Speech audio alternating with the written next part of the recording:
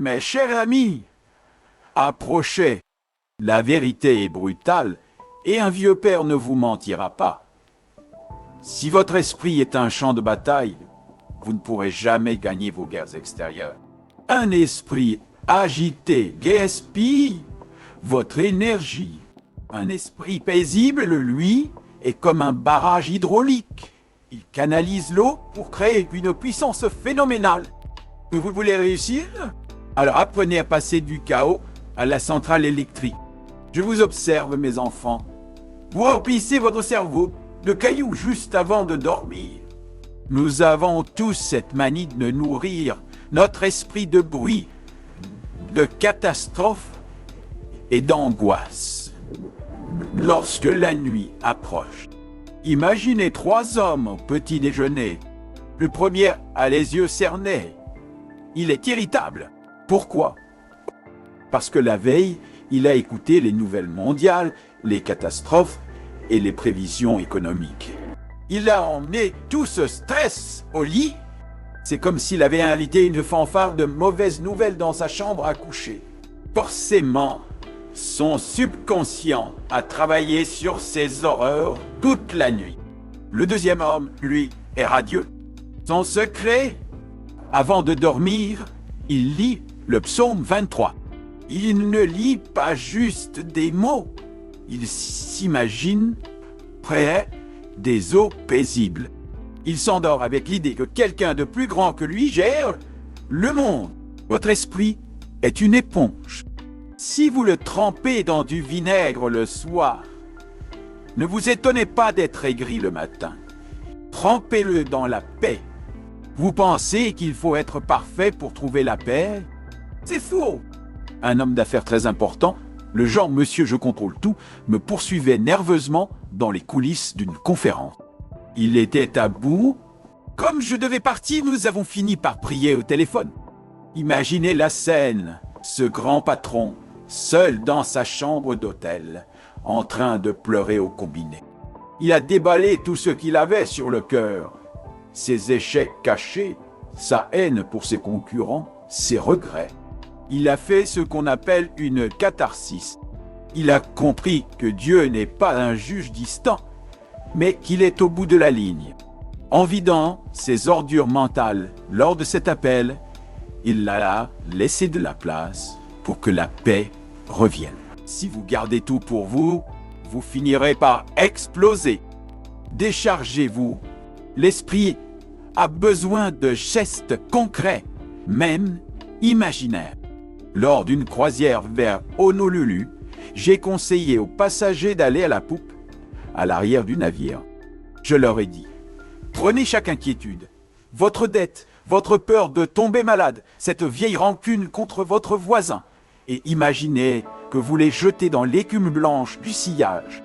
Un homme avouait plus tard que de voir visuellement ses soucis s'éloigner et disparaître dans l'immensité de l'océan l'avait libéré d'un poids de 10 ans. Votre esprit est comme une maison. Si vous ne sortez jamais les poubelles, ça finit par sentir mauvais. Visualisez chaque jour le départ de vos pensées négatives. Regardez-les s'éloigner jusqu'à devenir des points invisibles. Écoutez bien ceci, jeunes gens. Les mots que vous prononcez deviennent votre réalité physique. Un commercial était tellement stressé qu'il trimballait des flacons de calmant partout. Un jour, un collègue lui, « Ton truc, c'est de la chimie. Moi, j'ai un remède qui ne coûte rien. » Il lui a sorti une Bible de son sac, sire. Le commercial a d'abord ricané. On le comprend, c'est un peu cliché. Mais un soir, dans sa chambre d'hôtel, au lieu de prendre ses gouttes, il a lu « Que rien ne vous trouble, Dieu seul suffit ». Il a répété le mot « tranquillité » 10 fois. Lentement, il s'est endormi comme un enfant et s'est réveillé plus efficace que jamais. Choisissez votre vocabulaire comme un médicament. Le monde est bruyant, agressif.